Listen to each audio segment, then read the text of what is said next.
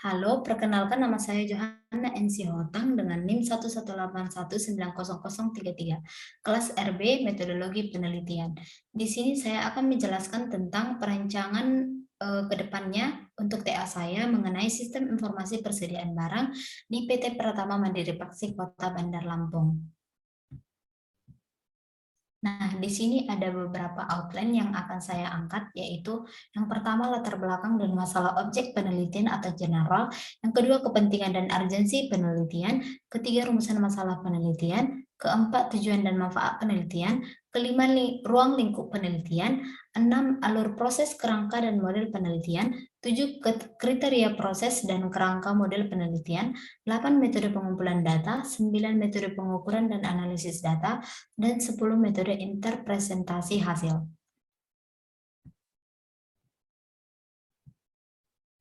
Nah, di sini ada latar belakang pada penelitian saya itu dengan objek penelitian PT Pratama Mandiri Paksi memproduksi baja ringan, belajar tentang persediaan barang ke arah sistem informasi.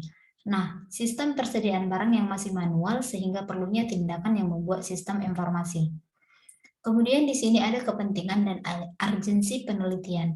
Yang pertama itu kerugian perusahaan, adanya kesalahan-kesalahan pada penulisan stok persediaan barang ketika pendataan barang masih manual dan data-data konsumen pada perusahaan. Yang kedua, kepuasan pelanggan. Adanya sistem informasi yang baru, pelanggan tahu ketika ingin membeli suatu barang atau tahu tersedianya atau tidak persediaan barang yang diinginkan pelanggan. Di sini ada rumusan masalah. Yang pertama itu bagaimana mengidentifikasi sistem persediaan barang jaringan pada PT Pratama Mandiri Paksi. Yang kedua, bagaimana cara menganalisis proses bisnis BPMN 2.0 pada persediaan barang. Yang ketiga, bagaimana rekomendasi perbaikan sistem informasi yang ada. Selanjutnya ada tujuan. Yang pertama itu menganalisis sistem fisik persediaan barang, yang kedua mengidentifikasi proses bisnis pada perusahaan berjaringan, yang ketiga ada merancang suatu sistem informasi persediaan barang yang terintegrasi antara bagian umum, keuangan, dan pemakai yang membutuhkan barang sehingga membantu penyediaan perindistribusian barang yang cepat. Kemudian yang keempat, memudahkan dalam mencatat dan mengontrol pemakaian barang, proses pengolahan dan penyimpanan data barang. Kemudian ada ruang lingkup penelitian. Penelitian ini hanya dilakukan terhadap persediaan baja ringan. Data-data yang diperoleh dan digunakan adalah data stok, data konsumen yang berasal dari hasil produksi, dan hasil penjualan baja ringan.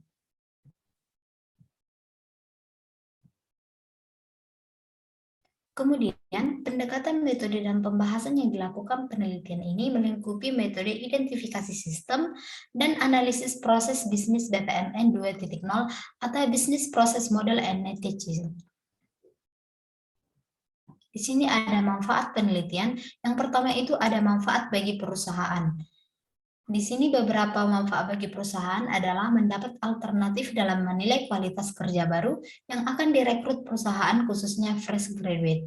Yang kedua, mendapatkan pemikiran yang baru dan kekinian terkait isu penelitian yang sedang dilakukan dan berguna bagi penyelesaian permasalahan di lingkup industri terutama pada bidang keselamatan, kesehatan, dan lingkungan kerja.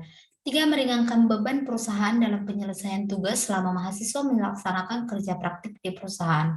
Keempat, perusahaan dapat menilai fresh graduate selanjutnya yang akan direkrut bila memenuhi kualifikasi perusahaan.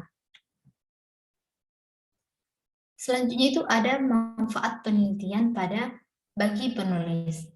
Mahasiswa mendapat pengalaman kerja sebagai bekal mempersiapkan diri menghadapi dunia kerja di masa depan. Yang kedua itu mahasiswa dapat menerapkan ilmu yang dapat pada bangku perkuliahan.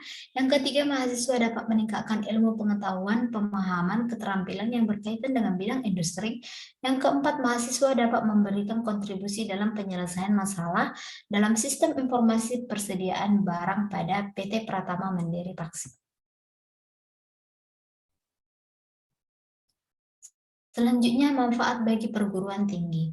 Menjalin hubungan yang baik antara perusahaan dengan perguruan tinggi, menghasilkan sarjana teknik industri yang handal, berpengalaman dalam bidang serta dan dapat membina kerjasama yang baik antara lingkungan akademis dan lingkungan kerja.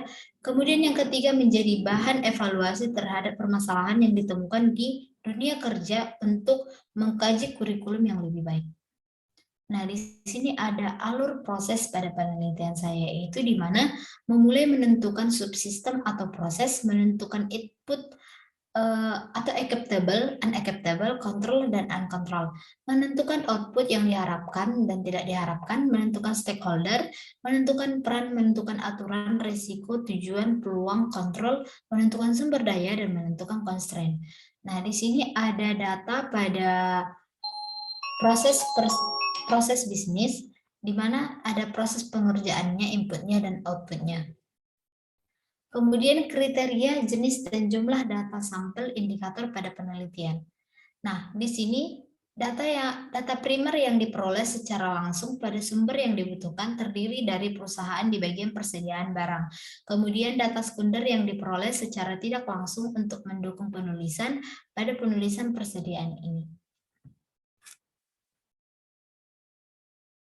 Kemudian teknik perancangan sistem menggunakan metode identifikasi sistem dan analisis proses bisnis 2.0 atau Business Process Model Analyzation. Metode penelitian ini menggunakan pendekatan survei, yaitu studi literatur, observasi, dokumentasi, dan diskusi. Itu adalah metode pengumpulan datanya.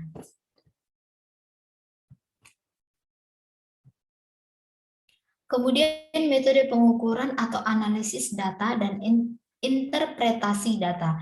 Metode pengukuran atau analisis data itu yang pertama memahami sistem informasi persediaan barang, membuat proses bisnis dan BPMN 2.0, melakukan uji coba pada sistem yang telah dibuat. Kemudian, interpretasi data dilakukan dengan memberikan arahan dan saran kepada perusahaan untuk menerapkan order stok produksi dengan sistem persediaan barang yang telah dibuat. Nah, sekian hasil presentasi dari saya.